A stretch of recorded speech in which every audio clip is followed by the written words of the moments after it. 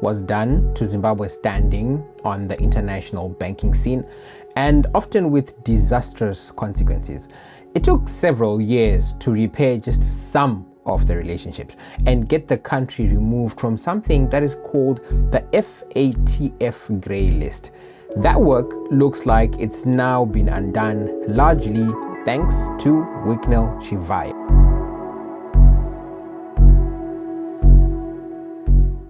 Let's get into the other stuff about the latest deal that we had not mentioned. Perhaps the most glaring thing about Wicknell Chivayo's ZEC debt deal was just how brazen and direct it was. Like, no hiding, no, pretend to look like we could get caught. Straight up, just direct criminality.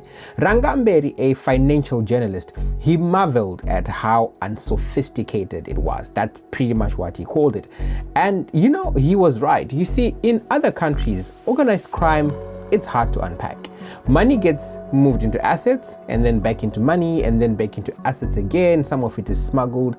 Criminals hide behind fake names, fake entities, fake identities, and sometimes they even use shelf companies. In fact, they go to great lengths to hide their deals and to hide their loot. But in Wicknell's latest deal, there wasn't none of that. The deal was in bright, plain sight. He placed a commission of well above 300%, and he got the government to jump over all of its normal procurement processes and payment structures and payment processes, then took a massive kickback of about 800 million rand. And there are two likely reasons for this. One is obviously that Wicknell feels untouchable. When you listen to the leaked voice notes with his friends, the ones with Mike Chimombe and so forth when they're arguing, Wicknell boasts of his relationship to the president, Emmerson Mnangagwa, to the point where he claims that he has the leadership of the country firmly in his grip. Nakachibata kuti G is what he said. With that, you think who could touch him if he's got hands on the levers of power like that? So Wicknell didn't hide his corrupt deal because he felt he didn't have to. I mean, the people who leaked his voice notes and blew the lead on this deal, they are in prison today. And Wicknell, he's walking and flying free. But there's been a bit of a miscalculation there. You see, Wicknell might have all the sway in Zimbabwe, but in South Africa and now in the United States, he does not. It's a different ballgame, and now they want him, like they really want him. We'll get back to this later though. For now, let's go back to the grey list issue because it's such an important issue and you need to know about it. So there's something that's called the Financial Action Task Force, FATF grey list. It's for countries that are under money laundering and terrorism financing risk. Zimbabwe was on it for a while, and as a result, between 2019 and 2022, Zimbabwe lost well over 100 international banking relationships. Basically, banks in other countries that that correspond with Zimbabwean banks, they just ended the relationship. The country was left with just 2 international banking relationships, according to the RBZ speaking in around 2021-2022.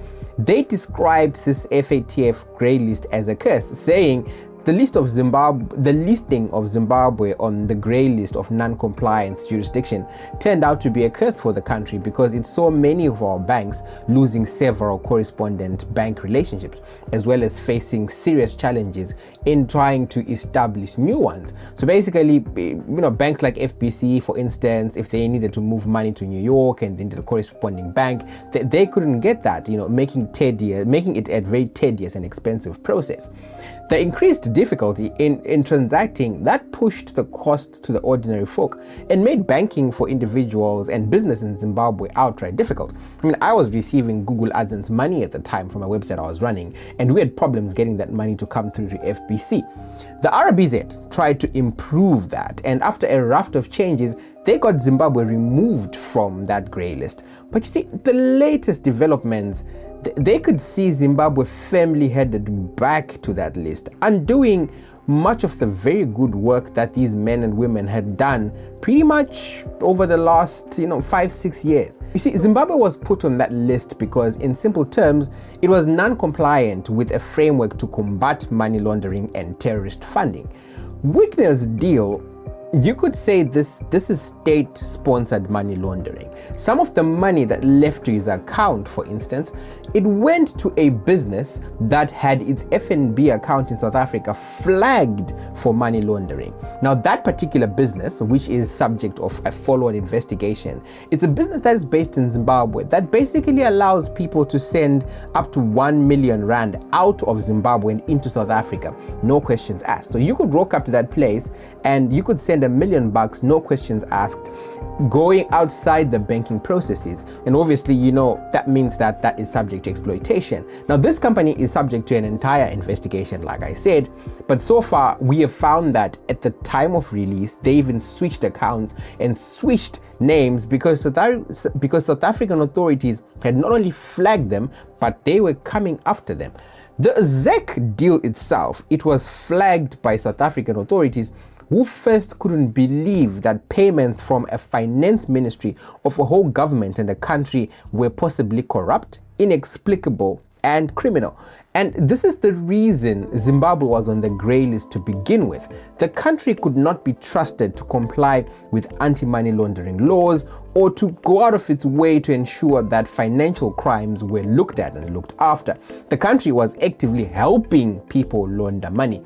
And some of that money, it landed in the wrong hands, and some of it is now suspected to have been used to fund crime and to fund terrorism. Some of the documents that we have seen and dug up, they show that South Africa raised the issue of Wicknell's payments with their other partners, including the United States Department of Justice, because some of the money that was milked by Wicknell from ZEC, it found its way to the United States and some of it to the Southeast, where he has family members. And South Africa, true to its duty of care, notify these countries, including the Americans, that, by the way, this money has come from corrupt activities. And these are the things that Zimbabwean authorities should be doing to combat international crime. Instead, the finance ministry was actively doing the crime itself. You see, governments are assumed to be authentic, to be transparent and straightforward.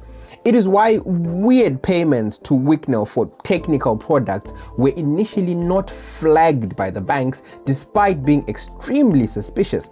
Banks and authorities, they always imagine that if a government is buying a service, then that service must be real. They did not count on the fact that we had a rogue ministry and a rogue permanent secretary of the ministry who was authorizing payments outside of due process in what was outright a criminal deal. And now, when that trust is lost, it creates a serious problem, a really serious one, like the grey list problems we are talking about.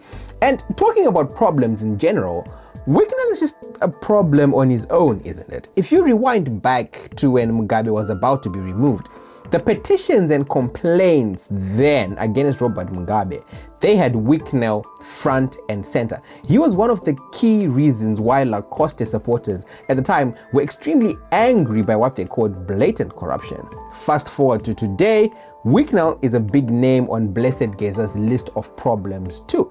It likely boils down to his arrogance. Wicknell is an abrasive character who is inherently corrupt. He's in everyone's face, you could say, and he makes enemies for the president at a high rate of speed.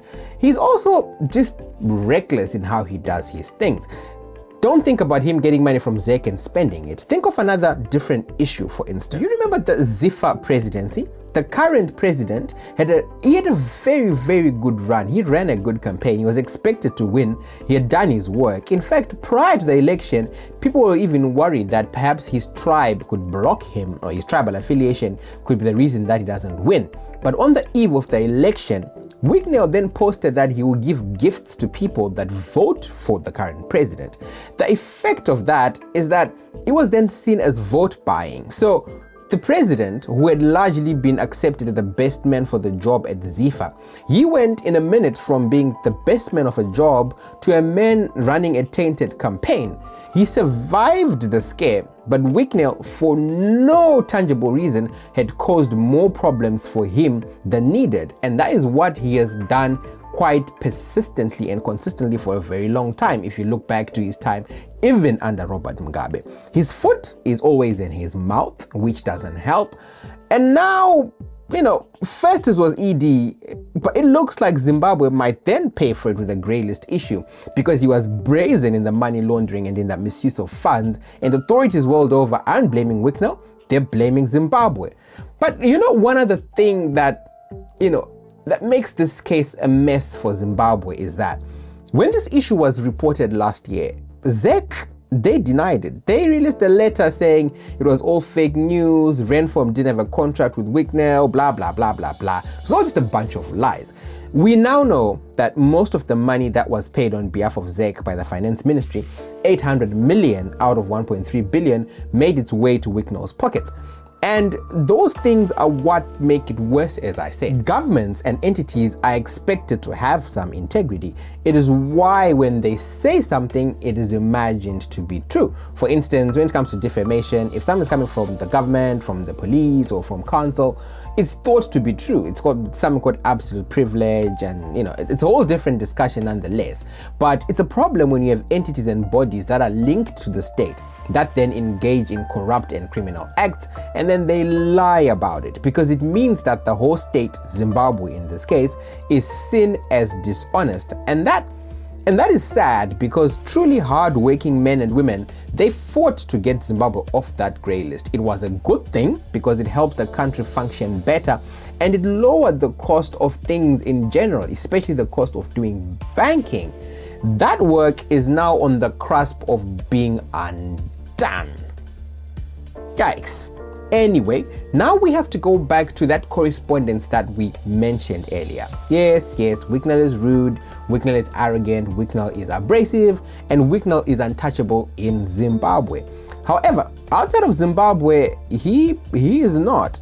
And this is where the problems start to sort of land on his doorstep, where some of the money that Wicknell received made its way to the United States. South Africa alerted financial watchdogs there about some of this money. Basically, South Africans were like, hey, some of these money sent to your country, via this Wicknell and these companies, we think they're proceeds of crime. So at the time of release of this video, the FBI and the United States Department of Justice, they were made aware by South African authorities. What does this mean? Well, it means something and it means nothing at the moment. In the past, the USA has arrested and extradited people that sent stolen funds to the USA or that were involved in global financial crime. In some cases, like that of a former Mozambican finance minister arrested in South Africa, the USA had an active interest in that case. But we do know and do understand that South Africa will not risk its relationship with the Americans for the sake of Wicknell, and the Americans themselves, if they deem that some of those funds were then used to fund terrorism, there's going to be an issue. It's too early to tell, but from what we know, both the FBI and the United States Department of Justice, they now have thick files on Wicknell, and while he can use his proximity and power in Zimbabwe, it won't work in South Africa, and it also won't work in the USA. Essentially, we now have a situation where Wicknell may find himself in the same boat as Shepherd Bushiri. You see, Bushiri, even if he gets Malawi to block his extradition to South Africa, he's going to remain stuck there, because if Bushiri ever went to Kenya, South Africa would attempt to get him from there, or if he went to Dubai, they'll try and get him from there instead, in places where he doesn't enjoy a relationship with the president. We know in Malawi that Bushiri is protected by Chakwera, they've got a very good relationship, but that wouldn't necessarily translate to another country. So Wicknell will find himself in pretty much the same situation as the Americans are now onto him. But all of that will be in part 4, episode 4 of investigating Wicknell's millions. For today, that's the analysis and the extra bits from the dirty deal that we didn't touch on in the first episode. And as usual, see you next time.